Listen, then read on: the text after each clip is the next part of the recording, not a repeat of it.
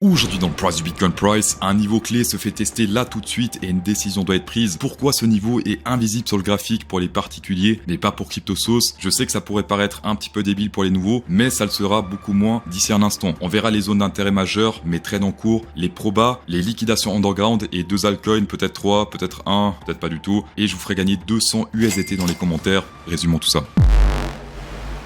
On va commencer par du moyen terme et il se passe tellement rien qu'on dirait du long terme, c'est terrible. Alors ce qui est très étrange avec ces ranges parallèles, c'est qu'on pourrait croire que j'ai tiré à partir de ce support-là et à partir de cette résistance-là, mais non. Ça fait très longtemps que ce graphique est en place et ces ranges ont été tirés à partir de ces supports-là et ces résistances-là. Donc tout ce range-là a été pris en compte pour faire ces supports-résistances. Et ce qui est extrêmement bizarre, c'est que si on duplique ces supports-résistances, on arrive sur ce niveau-là et ça fait exactement un support, une résistance et une autre résistance dans cette zone, mais également dans le passé. Gros support, grosse résistance. Ici, un petit fake out, alors aucun support résistance fonctionne à 100%. Également dans ce range-là, regardez ça. Support, résistance, support pété à la baisse, résistance, support, etc. Gros support dans cette zone-là. Et on fait le support en diagonale et non pas en ligne droite. Avant de pumper.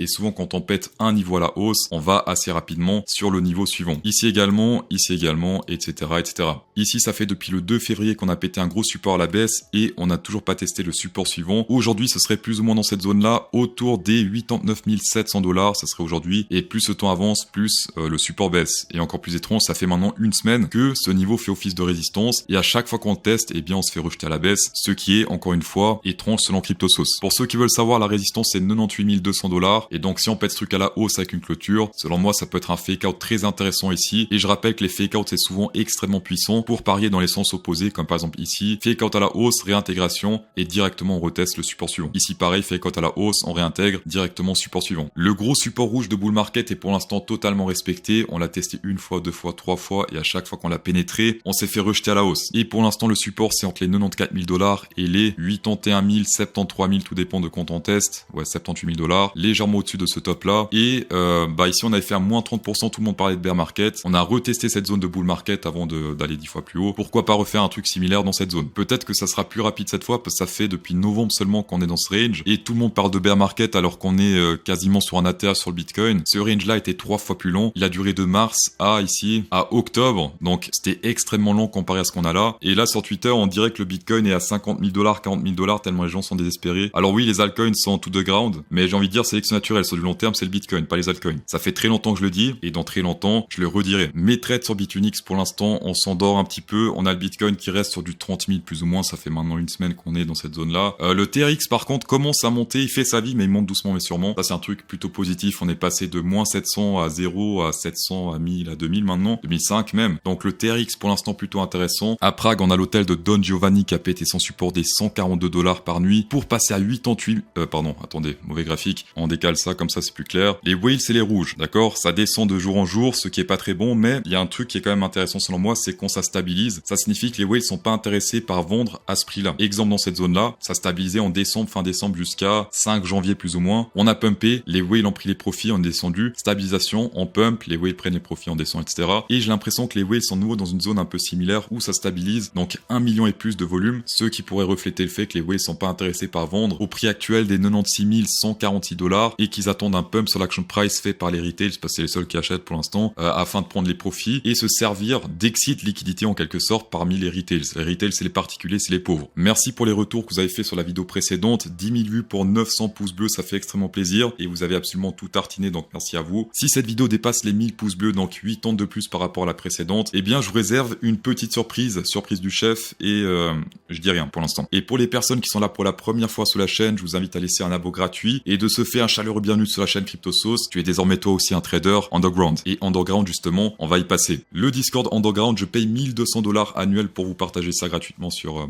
Discord en description. Donc on peut voir que les zones de liquidation font plus office de support et de résistance que de zones d'attraction, j'ai l'impression. Au nord c'est 99 000 $, au sud c'est 94 000 $ et pour l'instant c'est toujours rejeté au nord et au sud par ses supports et ses résistances. Ces zones-là sont censées faire un effet d'aimant positif-négatif et non pas négatif-négatif comme ça le fait actuellement, ce qui est un peu bizarre. Et également pour les scalpers, on a une zone qui est apparue hier après-midi autour des 15h. Pas mal de rouge ici, gros pic sur le graphique, 94 000 $, mais au nord c'est plus intéressant selon moi. On a plus de masse de plancton ou plutôt de traders à levier à chercher en tout cas sur du court terme au nord qu'au sud. Mais je rappelle que depuis maintenant quelques jours, même une semaine, ces zones font office de support résistance, donc c'est un peu étrange selon moi. Dans le titre, je parle d'une décision qui doit être prise, et là il s'agit de l'open interest à ne pas confondre avec les liquidations. L'open interest, c'est toutes les positions futures qui s'ouvrent et qui se ferment. Là j'ai filtré uniquement les positions qui s'ouvrent et uniquement à partir de 165 millions de dollars. Ça signifie que dans cette zone-là, par exemple, on le voit sur le graphique, on est sur du 300 millions de positions ouvertes, et au sud on est sur du 347. Après on est passé sur du 300, enfin 297, etc., etc. Là on est pour l'instant sur 318 au sud pour 300 au nord. Quand on pète à la baisse directement, on réintègre. Ça signifie qu'il y a un signe de force ici. Mais attention, une fois qu'on pète à la baisse et qu'on fait un rejet à la baisse, là ça risque de puer. Donc on pète à la baisse, signe de faiblesse, ça c'est pas bon. Mais si on pète à la baisse et directement réintègre au-dessus du support, comme on le fait tout le temps ici, eh bien selon moi c'est plutôt positif. Si les market makers souhaitent faire pumper le prix, ça se passe maintenant. Il y a pas mal de liquide dans cette zone, beaucoup d'acheteurs, beaucoup de vendeurs. Donc c'est là que les market makers rechargent s'ils sont intéressés par acheter et non pas ici plus bas autour des 94, 92, etc. Ça se passe maintenant, tout simplement. Et donc si on pète ça à la baisse une fois plus, cela pourrait se transformer en résistance, ce qui ne sera pas très bon pour la suite, un peu comme on l'a fait par exemple dans cette zone-là. On a eu beaucoup d'ouverture, rejet à la baisse, confirmation de rejet à la baisse et ensuite gros dump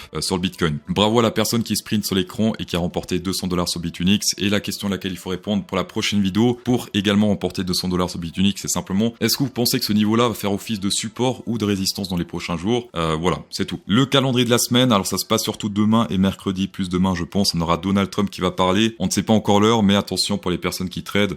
Jusqu'à aujourd'hui, depuis que Trump est président, à chaque fois qu'il a parlé, le Bitcoin a dump. Voilà, ça c'est un petit fait drôle. Est-ce que ça va se répéter? Je ne sais pas. Mais en tout cas, c'est véridique. Et ensuite, mercredi 19 février, minute de la Fed à 20h. Il n'y aura pas d'annonce de taux d'intérêt, donc ça va pas être aussi volatile que quand il modifie les taux d'intérêt. Mais voilà, attention quand même un petit peu. C'est les deux annonces majeures de la semaine. Pourquoi CryptoSauce a longué le TRX et pas shorté? Bah simplement parce que on a eu certaines données plutôt intéressantes. On a eu des order blocks suivis de fair value gap. Et en semaine, le premier support était ici autour des 22 centimes sur le TRX. C'est ici que je suis rentré et puis depuis ça fait que pumper un petit peu. C'est un peu timide mais ça pump, ça fait sa vie et ça c'est le plus important. Et on a un nouveau fair value gap qui vient d'apparaître ici. Alors attention, je répète, fair value gap, pour ceux qui traitent ça sur du court terme, je déconseille. Simplement parce qu'il y a de plus en plus de débutants qui font ça. Et donc les débutants, qu'est-ce qu'ils veulent? Ils veulent de l'argent rapide. L'argent rapide ça marche pas. L'argent long ça marche mieux. On a un nouveau petit fair value gap autour des 23 centimes, 24. On est plus proche des 24 que des 23. Et donc un support potentiel dans le futur. Pour la target, je vise la TH. Alors est-ce que CryptoSauce est totalement fou? C'est possible. Autant le TRX est bullish, autant le ADA pue un peu selon moi parce qu'on a eu un order block très bearish dans cette zone-là. On a fait un fair value gap dans cette zone-là autour des 88 centimes. On a à peine retesté par la suite et